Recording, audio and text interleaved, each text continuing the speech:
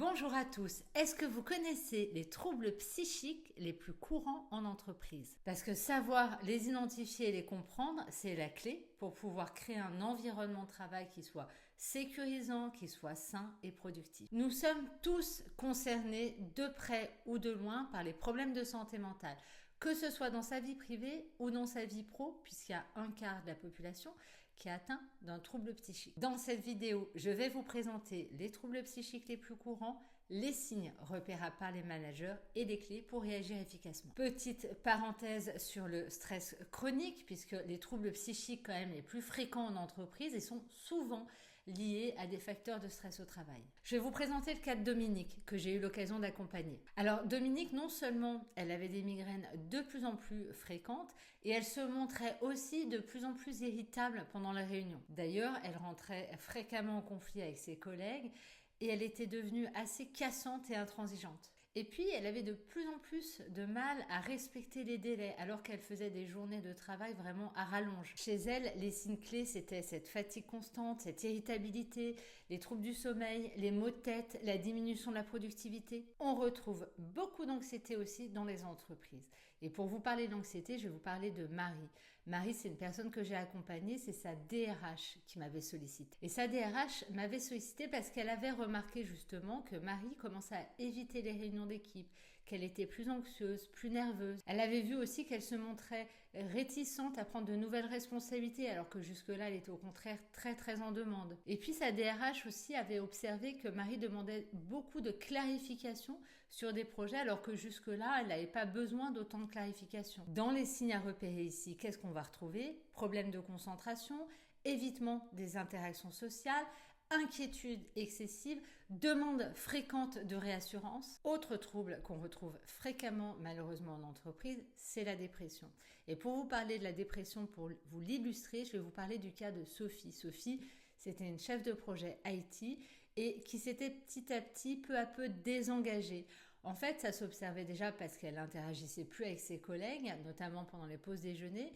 Et puis, les gens disaient d'elle qu'elle était là sans être là. En fait, elle semblait souvent triste, fatiguée. Et le déclencheur pour Sophie du coaching, c'est le moment de l'entretien annuel où en fait, elle s'est effondrée en larmes. C'est à ce moment-là vraiment que son manager s'est alerté sur son état de santé mentale. Néanmoins, dans les signes, il y a d'autres signes qu'il aurait pu repérer. Je pense à la perte d'intérêt, par exemple, pour le travail.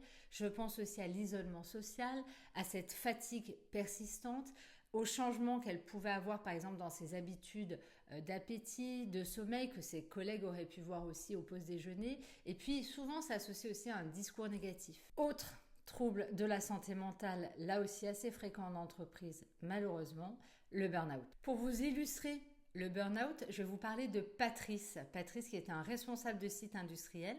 Et Patrice, il a commencé à faire de plus en plus d'erreurs, alors que c'était franchement inhabituel pour lui. Ses collègues le disaient démotivé, anormalement détaché des projets en cours. Et puis un jour, il s'est juste plus présenté au boulot. Et ce qu'il expliquera plus tard justement à son manager, c'est qu'il était juste incapable de prendre sa voiture pour se rendre à l'usine. Là, dans les signes à repérer, c'est cet épuisement émotionnel, c'est ce détachement également vis-à-vis du travail, la diminution aussi de l'efficacité professionnelle. Souvent, il y a ce sentiment d'inutilité aussi. Il peut y avoir aussi du cynisme. Je vous donne 5 clés pour pouvoir avoir une posture managériale qui va vous aider à accompagner ses collaborateurs sujets aux troubles psychiques. 1.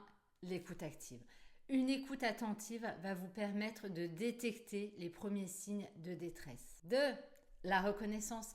Pensez à valoriser les succès, les efforts et à minima remercier. 3. La flexibilité. Vous pouvez par exemple proposer des horaires aménagés, du télétravail. Ça peut passer par proposer des aménagements de travail, des horaires flexibles. Ça, c'est important parce que ça va aider à réduire le stress du collaborateur et à mieux équilibrer finalement la vie perso et la vie pro. 4. La formation. Pensez à former des collaborateurs qui vont être capables de reconnaître les signes de troubles psychiques et savoir comment y répondre de manière appropriée. Je vous glisse d'ailleurs le lien vers la formation Premier secours en santé mentale dans les commentaires. 5. Prenez soin de vous, c'est le plus important. Pour pouvoir accompagner efficacement un collaborateur, il faut d'abord prendre soin de votre propre santé mentale. Avant de vous quitter, N'oubliez pas de vous abonner et surtout, prenez soin de vous.